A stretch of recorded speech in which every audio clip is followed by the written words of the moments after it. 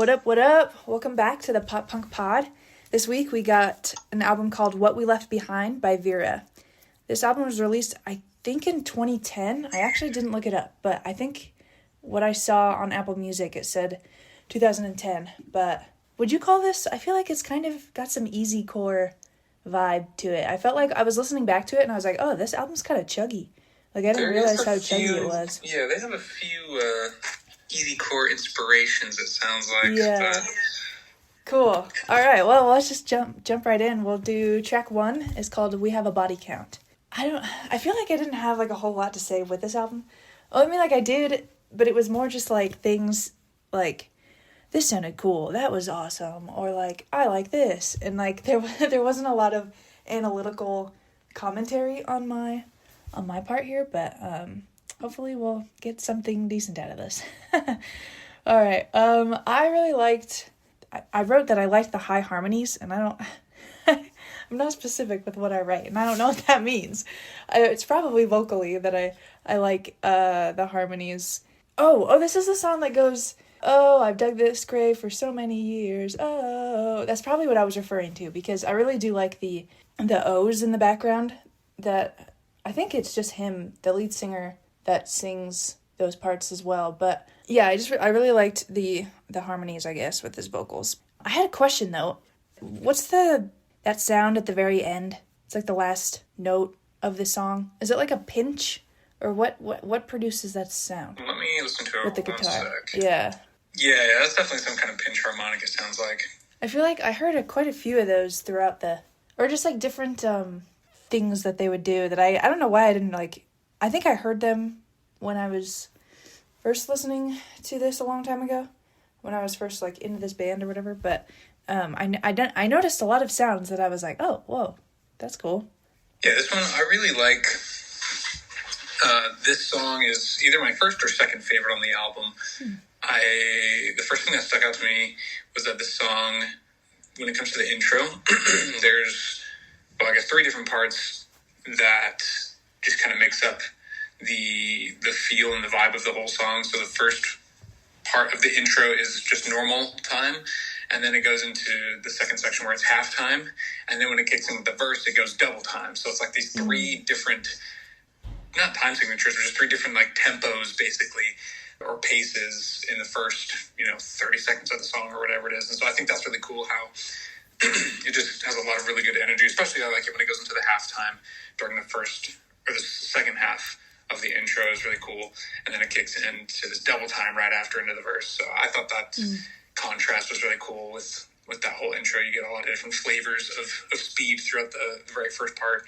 And then I also really like the lead guitar part during the intro, and the guitar has really cool harmonies when it goes into that halftime portion of the intro, when the lead guitar starts harmonizing with itself. I think that sounds really cool and gives them really good energy. And yeah, overall, I just thought this was one of the best ones on their album. I put this song in A tier. I think this song is really awesome. I've always really liked this one. This one, looking on Spotify, it has the second highest stream count, right under 600,000 for this song. And then the rest are average about like 150, 135, 120,000, 118,000. So most of them are in the hundreds, mid 100,000s. But then this one has 600,000, so kind of interesting how this one was much more popular. And but for good reason, though. I think this song is definitely one of their better ones on this album. Yeah, those are my thoughts on that. Track 2 is called Better Off Without You. I really liked the vocals when they go... I feel like this happens frequently. I wrote a good gang vocals on O. Is that like one of the big drops when they go, oh? Yeah, I don't remember how the song goes. Let me see. I know what you're talking about, though. Oh, yeah, it's going like right into the bridge section, right before. When he goes like, I won't take the blame or something? Or is that something? Is that a different one? Right before that, exactly that part. Oh, okay, yeah. Okay. That's what I heard in my head. I just didn't know if this is the right song. Yeah, I feel like they do that a few times.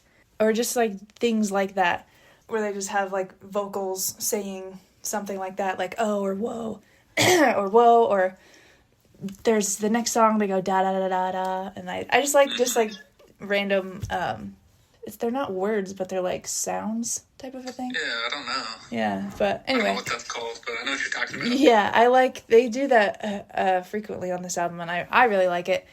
I also really like the difference from, so the line they say a line goes, "You've lost it all, we're watching you drown."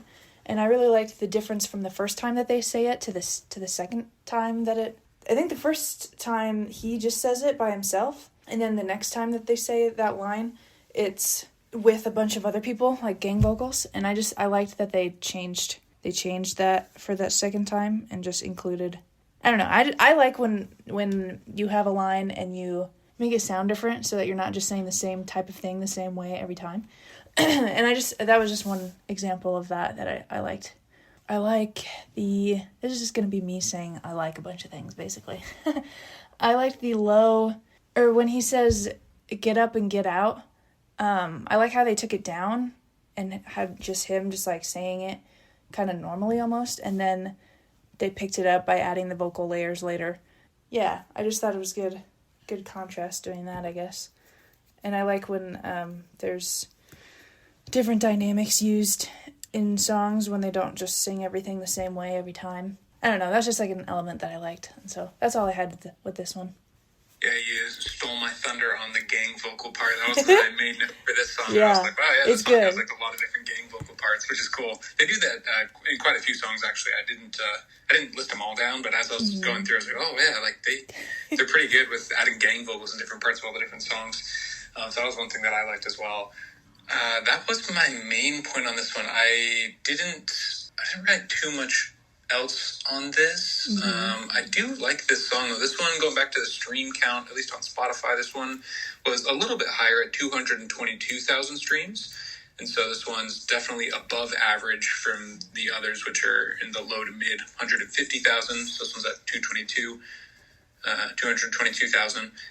And so, which I guess it doesn't surprise me, but there are other songs that I like better that I'm surprised weren't as popular. But I feel like that happens a lot with the different bands and stuff. When I go through, I'm like, oh, like I don't really like this song nearly as much as this other one, but this one has like half the listens or whatever. So kind of interesting. What's like the highest for Spotify for like, I guess, this album? Like which songs are like the highest?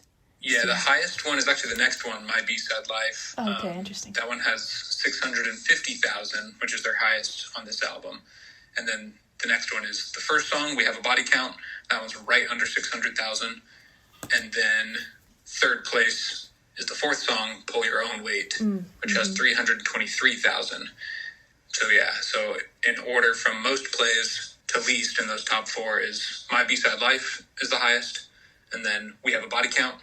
And then Pull Your Own Weight, and then Better Off Without You. And then the rest are all about average 120,000 streams or higher. Track 3 is called My B-Side Life. I just really like the vibe from the first verse to the second verse. It's kind of different. The first verse kind of has like the normal verse melody, and then the second verse kind of changes. Like the melody is not the same from the first verse. Like usually songs, they go verse, chorus, verse, and like just the second verse sounds like the first verse with just different words, you know? But this song, the melody kind of changes and it kind of gets moodier, I guess, is a word to describe it, sort of. Yeah, it gets like darker isn't the word either. Do you know what I'm talking about? Like the second verse just sounds... Yeah, especially with the dropout of the other instruments, you kind of have like this droning like guitar hum or something that's like kind of filling that space a little bit. I think I know what you're talking about. Yeah, I just found it interesting that they changed the way that the second verse sounded compared to the first verse. And I actually kind of like it. I think it's cool that they didn't follow the standard, like keep the same melody for the verses and the same melody for the choruses, but they like changed it up a little bit, and I thought that was cool. I don't know how I like recognized that, but I did. And I was like, oh, that's kind of cool. I didn't realize that they like made it sound different, but also, just the end. I love the da-da-da-da-das. It's just fun, and it just is kind of playful and pop-punky, and I just like the way it sounds. Yeah, for this one, I really liked, going back to the point you made about them kind of having an almost easy chord influence or an easy chord sound with some of the double bass and the chuggy type stuff. This song, that was one of my main notes for the bridge. has a good double bass chug type pattern that it plays for the entire bridge pretty much. And so that was one of my notes on this one, that I guess it's interesting because I do like that genre of music a lot, and I didn't really get into it until I found more like dedicated easy core bands that do a lot more rhythmic, like chugging, and a lot of double bass drum work and stuff. But this album has quite a few instances where they do a lot of chugging, double bass type things, and so they kind of have a little flavor of easy core in there. And so this was one of the songs that stuck out to me with respect to that. And then I also just made a note, like what you mentioned about the vocals at the end, the background part where they're singing the da-da-da-da-das, and I thought the outro is also just really good. Overall, I really enjoyed this song, and yeah, this one has the most plays on this album, at least on Spotify, so this was their biggest one on this album, at least, so it's kind of fun. I think that's all I had. Just I really like the little easy core flavors that they have in this one. So track 4 is called Pull Your Own Weight. I remember I felt like I listened to this one quite a bit when I was younger. I listened to Veara more when, I want to say it was like end of middle school, beginning of high school, I think was that era that I was like really into, I was into A Day to Remember when I was almost at the end of elementary school. I was pretty young. I was like 10 or 11 when I was getting into them. And like 4 Year Strong, Chunk, there are some other bands like that were a little more that sounding way. Yeah, this was one that I remember really liking a lot at the time. I had a question there. Let's see. I put a timestamp at 38 seconds. I wrote, how did they do the guitar? I don't know what that means. Like maybe like the sound. I was curious about like maybe like what that sound was, I guess. Oh, yeah. So that like the effect of the guitar? I guess. I don't remember what it sounds like. Maybe I can... The guitar effect is either it's called a phaser or a flanger is what makes it that kind of like warbly sci-fi kind of sound. Yes. So is that happening? Is that just a pedal effect, or is that like a? Yeah. Okay. It could just be a pedal effect or just post effect that you can add. But yeah, I'm pretty sure that one is a flanger. Is what that one? It kind of makes the guitar like sound wider, and then it like closes back in, like closes in and out really fast or slow depending on how they want to do it, but it kind of gives it that sort of effect. But the chord he's playing is just some kind of power chord or whatever, but it's just the effect on it that makes it sound, gives it that cool filtery sort of sound. Cool. I really love the sounds in I called it the pre-bridge, and I don't know what that means, but there's like 2 different parts of the song at the end. They're not both bridges, but they're both like different. Yeah, there's basically like 2 different bridges, because after the first chorus, or after that chorus, it goes into and then it goes just the normal kind of bridge. Yeah, and then it goes into that gang vocally. Yeah, part where they sing those lines. Yeah, I've always loved when he's like, "That's not your name. You hear me calling out your window at night. Your name just sounds like all the things I hate and people I spite." I just love the way, one, that he wrote that, and 2, the way I like kind of not necessarily the message of it, but just, I don't know, it's so like savage. It's so type of a thing. It's like cool. Do they do gang vocals on that part when he's singing that? Yeah, they all do. Yeah, it's pretty much gang vocals. Yeah. Yeah, this one here. Okay, yeah. So some of the notes I made was going back to the point you made about the bridge lyrics about "That's not your name. You hear me calling out." I also like that as kind of a clever way of like whatever you said, not insulting them, but just like bashing on this person or whatever. It's kind of funny. The part during the chorus, so the lyrics, he says, "Pull your own weight. It's dragging me down further to the bottom of this town," and it just made me think. I don't think it's like a direct play on the pop punk trope of like hating your town or like wanting to leave your town, but it's like kind of indirect where maybe they just use the word town because it rhymes with the word down, how it's, it's dragging me down further to the bottom of this town. But that just kind of made me laugh because I was like, oh, like maybe that's also like a reference to like, oh, I hate this town. Like you're just dragging me further to the bottom of my town. Like I want to get out of my town. That classic pop punk trope that's always referenced. Again, it's not super direct. They could have just used the word town because it rhymes with down, But I just thought I'd mention that because I thought it was funny. Yeah. Whether it was intentional or not, it kind of plays along with that. The other thing I like on this one is the vocal harmony on. It only plays during the outro chorus. The vocal harmony on when he says your own weight. So he says pull your own weight, and then you hear this harmony go off right after that, where he does a really high. He like hits the octave higher of whatever the key of the song is in. If you remember that part, I always really like that really high harmony that he does. Or it's more like an echo of that vocal. He sings the words, pull your own weight, and then right after that you hear the really high pitched version of your own weight. I really like that. It sounds really good. And I went back and listened to it in all the other courses because I thought it played every single time, but I think it only plays during that outro chorus or that final one, which is kind of cool because it just gives it that extra energy and distinguishes it from the other parts of the song. So I like that. And also, I really enjoy the outro chord progression that the guitars are doing. So it sounds a little bit spicy because, so it's the last four notes, basically, the last four chords that are played on that outro. So the first chord is the root note that they're playing. So the key of the song, they actually play this song in the key of, it's A sharp or B flat, which is interesting. I thought most of the stuff was in D, but the song's actually in A sharp. Basically, they play the root note, and then the second note that they play is normally would be the seventh or the sixth note of the scale, so it just goes down a half step from that high octave root note. But instead of doing a seventh or a sixth, it actually plays right in between, so it does a flat seventh or a sharp sixth, depending on how you look at it. I guess it would be a flat seventh. And so it technically doesn't fit the key, but it sounds really good anyway.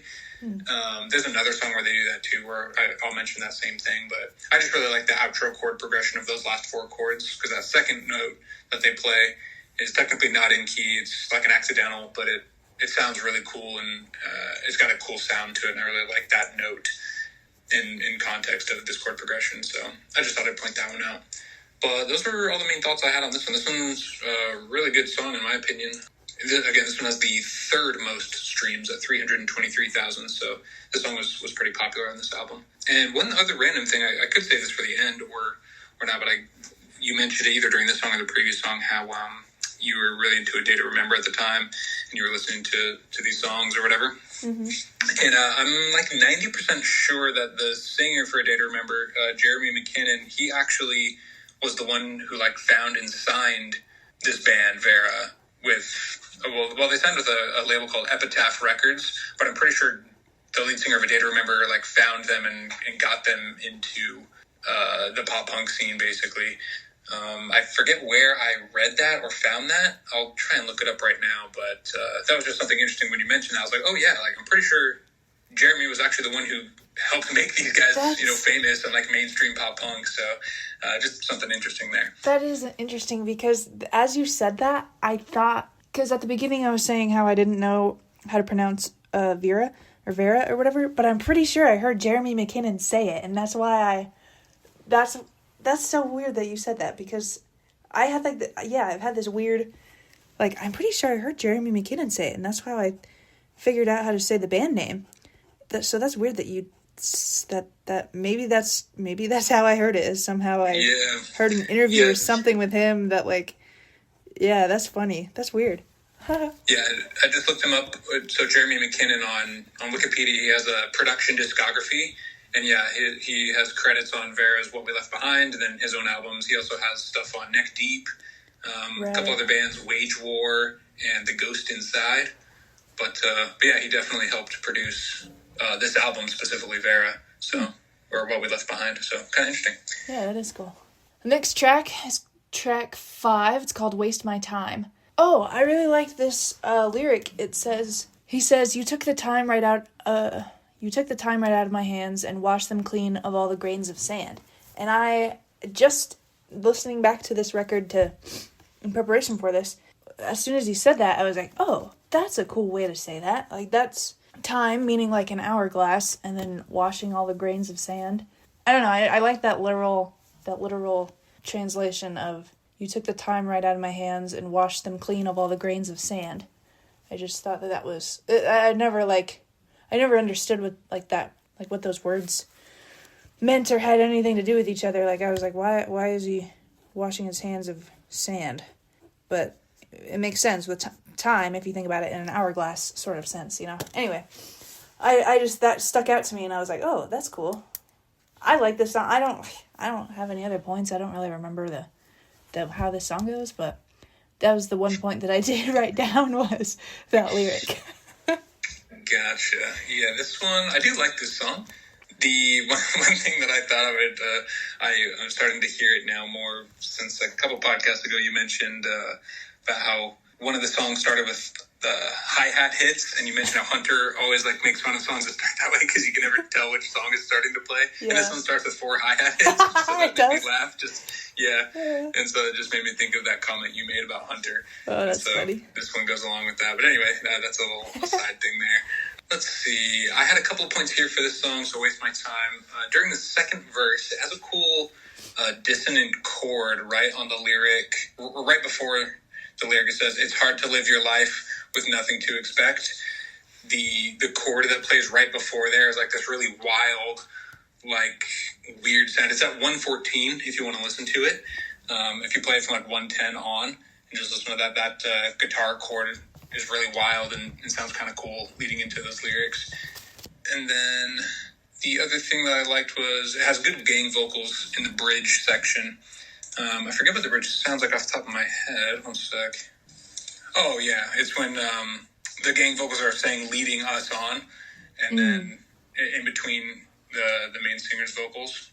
I just thought this song mentioned the previous point we had about good gang vocals throughout this whole album. This song has some good ones as well. So that was a note that I made on this one. But yeah, those were my main thoughts. I just thought that cool dissonant chord at 114 sounded cool and is very kind of unique. And then has the solid gang vocals during the bridge section. Yeah, I really like the gang vocals in this album. I just like gang vocals in general. I feel like it's not done anymore. Yeah, I agree. All right, track 6 is called Role Model. I really like when bands use that telephone or megaphone effect in their songs. I don't know specifically what to call this one, but it's like that. It just sounds like there's an effect on the beginning of the words, or at the beginning when he's singing. Yeah, and so what would you call? I don't have the sound pulled up, but what would you call the effect on the vocals at the beginning? But the vocals just sound because the guitar is also kind of got that warbly sound to it. I don't know exactly what this specific effect is, but it's some kind of filtery effect. Yeah, that makes it kind of sound fuzzy. Yeah, I personally, I really like when bands do that. He also, I guess just going along with that thought, they do it at the end, at the outro, everything drops out, and he kind of fades back into that low quality, or into that fuzziness. And I just like that they brought it kind of full circle in a way when they used it at the beginning and then added it back at the end, and I just thought that was cool. I love the key change. Is that the one where he goes, "I made mistakes, but I've used them well"? Mm-hmm. Yeah. That's the lyrics for it. Yeah, that key change. I like key changes. I think they're cool. I feel like they're not very common, but I liked the way they did it in this song. Yeah, I had a couple of points on this one. This one has another set of chuggies and double bass action going on in the second verse. Yeah, is when that comes in. And there's also one part, I mentioned it in a later song, and I didn't keep track of it for all the songs before it because I didn't recognize it until the 9th song in or something like that.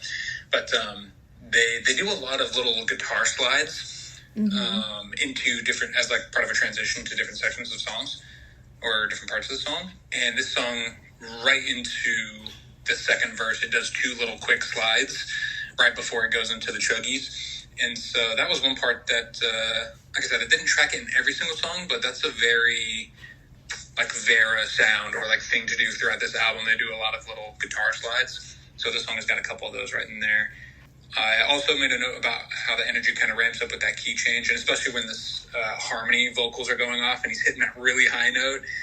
It's I don't know if it's the octave of the key that the song's in, but he sings a really high note whenever he says the word "I make mistakes" or "I've made mistakes." He hits that really high note on the word "I've," and it sounds good. And I also enjoyed the nice, it has a good extended outro where the lyrics are repeating over and over. And like you mentioned, how it kind of goes into that filtery effect and fades out.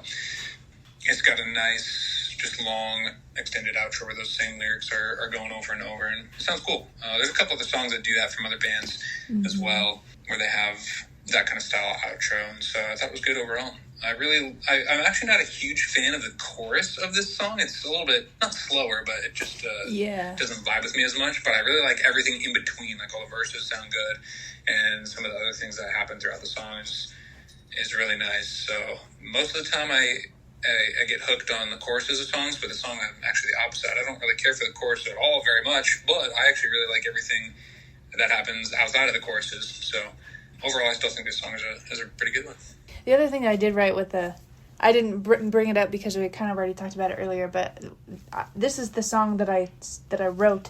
I didn't realize how chuggy this band sound is. Mm-hmm. And I guess, that this song has a lot more of that, I feel like, than the other ones. Or at least I just noticed it more.